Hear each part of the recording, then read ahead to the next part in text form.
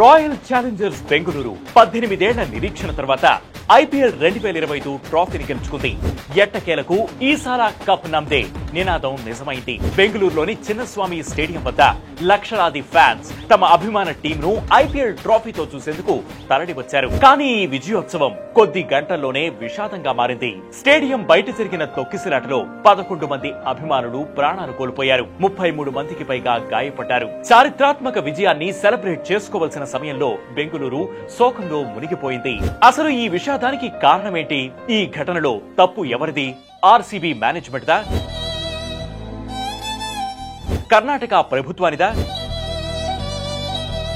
పోలీసులదా, లేక అభిమానులదా?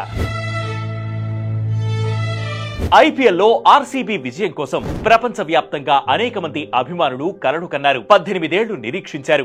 ముఖ్యంగా కన్నడిగులకు ఇది ఒక ఎమోషన్. అందుకే ఐపీఎల్లో విజయం సాధించగానే విరాట్ కోహ్లీ బెంగళూరులో విక్టరీ పరేడ్ ఉంటుందనే హింట్ ఇచ్చారు. జూన్ 4 ఆర్సీబీ టీం కర్ణాటక ముఖ్యమంత్రి సిద్ధరామయ్యను విధాన సౌధలో కలిశారు. ఈ సన్మానం తర్వాత చిన్నస్వామి స్టేడియం కు ఓపెన్ టాప్ బస్సులో విక్టరీ పరేడ్ ప్లాన్ చేశారు. కానీ బెంగళూరు ట్రాఫిక్ పోలీసులు భద్రతా కారణాలతో ఈ పరేడ్ కు అనుమతి ఇవ్వలేదు. అయినప్పటికీ ఆర్సీబీ మరియు Karnataka state cricket association Chinnaswamy స్టేడియంలో అభిమానుల కోసం ఒక సత్కార కార్యక్రమాన్ని ఏర్పాటు చేశారు. సాయంత్రం 4 గంటల సమయంలో దాదాపు 2 నుంచి 3 లక్షల మంది అభిమానులు స్టేడియం వద్దకు వచ్చారు. ఉచిత టికెట్లు లభిస్తాయనే పుకారు, సరైన నిర్వహణ లేకపోవడం, అత్యధిక జనసమూహం కారణంగా గేట్ 2 వద్ద తొక్కిసలాట సంభవించింది. బారికేట్లు విరిగిపోయాయి. అభిమానులు ఒకరిపై ఒకరు తొక్కుకున్నారు. గందరగోళం నెలకొంది. ఈ ఘటనలో 11 మంది మరణించారు. వీరిలో ఎక్కువ మంది 18 నుంచి 25 ఏళ్ల యువకులు, 33 మంది గాయపడ్డారు. కానీ ఈ విషాదానికి నిజంగా ఎవరు బాధ్యులు? మొదట RCB and Karnataka state cricket association నిర్వాహకులు. ఆర్సీబీ, కేఎస్సీఏ ఈ విక్టరీ పరేడ్ ను నిర్వహించడానికి ప్రధాన బాధ్యులు. వారు సోషల్ మీడియా ద్వారా అభిమానులను స్టేడియం కు ఆహ్వానించారు. shop.royalchallengers.com లో ఫ్రీ టికెట్లు ఉన్నాయంటూ ఆర్సీబీ ఇన్స్టాగ్రామ్ లో పోస్ట్ చేసింది. మన దేశంలో ఫ్రీ బిర్యానీ అంటేనే జనం ఎగపడతారు. అలాంటిది విరాట్ కోహ్లీ లాంటి స్టార్ ప్లేయర్ ని చూసే అవకాశం లభిస్తే, అది కూడా 18 ఏళ్ల నుంచి ఎదురు చూస్తున్న ఐపీఎల్ ట్రోఫీతో, అందులోనూ బెంగళూరులో లక్షల మంది తరలి వస్తారు. ఇది ఊహించిందే. అసలు ఈ సీజన్ మధ్యలో నుంచే స్పోర్ట్స్ బ్రాడ్కాస్టర్లు సైతం ఆర్సీబీ కప్పు కొడితే ఇండియాలో ఇంటర్నెట్ క్రాష్ అవుతుంది, ఆర్సీబీ అభిమానులను ఎవ్వరూ ఆపలేరని చెబుతూ వస్తున్నారు. కానీ ఆర్సీబీ లాంటి పెద్ద ఫ్రాంచైజీ మాత్రం రిస్క్ అసెస్మెంట్ చేయలేకపోయింది. టికెట్ల విషయంలో గందరగోళం నెలకొంది. నిర్వాహకులు ఈ ఈవెంట్ ను మరింత జాగ్రత్తగా ప్లాన్ చేయాల్సిందని బీసీసీఐ కార్యదర్శి దేవజిత్ సైకియా అన్నారు. ఆర్సీబీ మరియు కేఎస్సీఏ ఈవెంట్ ను ప్రమోట్ చేసినంత స్థాయిలో ticket management, crowd control plan చేయలేకపోవడం విమర్శలకు దారితీసింది.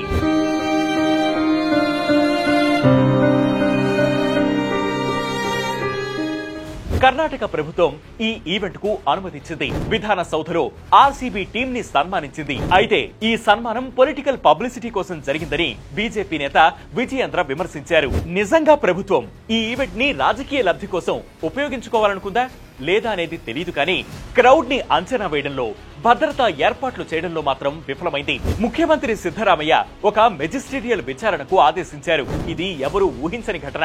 నిన్నటి ఫైనల్ మ్యాచ్ తర్వాత తక్కువ సమయమే ఉండడం వల్ల పూర్తి స్థాయిలో ఏర్పాట్లు చేయలేకపోయాం. సాధ్యమైనంత చేశాం. చాలా మంది ప్లేయర్లకు ఇతర కమిట్మెంట్స్ ఉన్నందున సెలబ్రేషన్స్ ఇవాళ్లే నిర్వహించాల్సి వచ్చింది అని Karnataka CM Siddaramaiah political secretary Nasir Ahmed వ్యాఖ్యానించారు. మూడోది పోలీసులు. బెంగళూరు పోలీసులు క్రౌడ్ ని కంట్రోల్ చేయడంలో విఫలమయ్యారని విమర్శలు వచ్చాయి.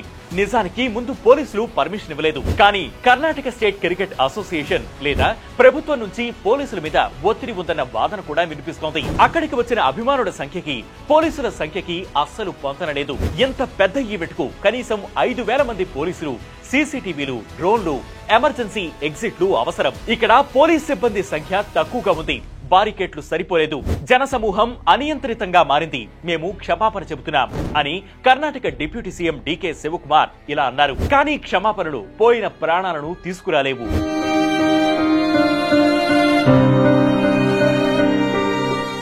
నాలుగోది అభిమానుడు. సహజంగానే భారతీయులకు అభిమానం ఎక్కువ. ప్రజలు ఎవరి మీద అంత త్వరగా అభిమానం పెంచుకోరు. కానీ ఒక్కసారి పెంచుకుంటే చనిపోయే వరకు వదిలిపెట్టు. అందులోనూ క్రికెట్ అంటే పిచ్చి. కానీ ఆ పిచ్చి ఇప్పుడు వ్యసనమైపోయింది. ఆ వ్యసనం పరాకాష్ఠకు చేరింది. క్రికెట్ కోసం అన్నీ వదిలేసే స్థాయికి అభిమాని ఎదిగిపోయాడు. కాదు ముదిరిపోయాడు. మనోడు గొప్పరా అంటే మనోడు గొప్ప అంటూ ట్రోల్స్, ఫ్యాన్ వార్స్ చేసుకోవడం సహజమైపోయింది. నిన్న బెంగళూరులో అభిమాన క్రికెటర్లను చూసేందుకు లక్షల మంది తరలి వచ్చారు. బలవంతంగా గేట్లోకి ప్రవేశించడానికి ప్రయత్నించారు. భారీ గేట్లను విరక్కొట్టారు. దీనివల్ల గందరగోళం మొదలైంది. ఇతరులను తొక్కుకుంటూ పోతున్నామని మానవత్వంతో ఆలోచించే స్థితిలో ఆ అభిమాని లేడు. ఎంతసేపు నేనే ముందుకు వెళ్ళాలి, నేనే చూడాలనే ఆలోచన తప్ప అసలు అక్కడ ఏం జరుగుతుందని పట్టించుకోలేకపోయారు. ఈ 4 కోణాల నుండి చూస్తే బాధ్యత ఒకరిది కాదని స్పష్టమవుతుంది.